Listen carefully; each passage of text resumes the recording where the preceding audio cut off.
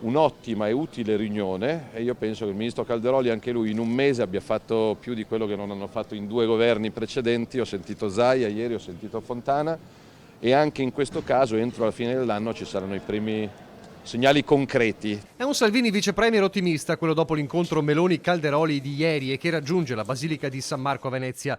Ma il suo è un sorriso consapevole della guerra che ci sta dietro. E se Calderoli si dice disponibile in queste ore anche a riscrivere tutta la bozza, avendo avviato il confronto e ascoltando i suggerimenti di governatori e le richieste di buonsenso, il leader del Carroccio cerca di dettare i tempi allungatici di certo rispetto a quanto era stato detto in campagna elettorale. Entro l'anno si parte, l'obiettivo in Consiglio dei Ministri, con un testo che metta d'accordo tutti. Voi avete visto che c'è qualcuno che probabilmente non nel merito, ma per motivi politici dice di no a prescindere. Perplessità di Fratelli d'Italia? Chiacchiere per Salvini che non vede incompatibilità con il presidenzialismo chiesto dai meloniani. Sul presidenzialismo siamo tutti d'accordo e quindi ci sarà il rinnovo di un impegno che risale al 2012 e quindi è giusto andare avanti. Il presidenzialismo ovviamente deve riformare la Costituzione, quindi la Costituzione la riformi in 15 giorni.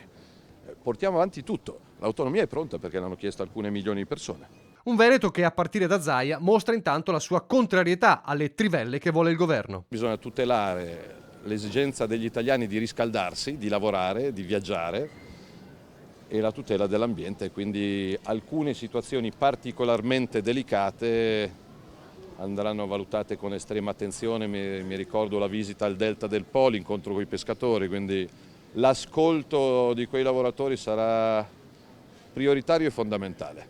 Poi Salvini veste i panni del ministro delle infrastrutture e sulle opere in Veneto è chiaro, saranno tante e si correrà in fretta. C'è il dossier della CAV, della trasformazione in autostrade, c'è il dossier di Vicenza, c'è la bretella di Treviso, c'è l'alta velocità.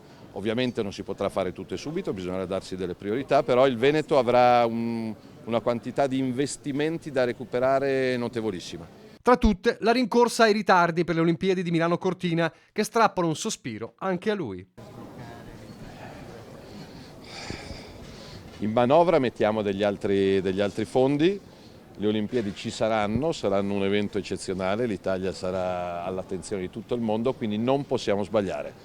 Permettetemi di dire che si sono persi 2 anni. Infine, il Salvini strettamente politico e i continui mal di pancia del Carroccio Veneto da Marcato ad Arè. Ma sulla eventuale incompatibilità dei consiglieri regionali alla corsa per le segreterie è lapidario. Ognuno si può candidare a fare quello che vuole, però io occupo un ministero che si occupa di lavoro, quindi delle beghe mi interessa men che zero.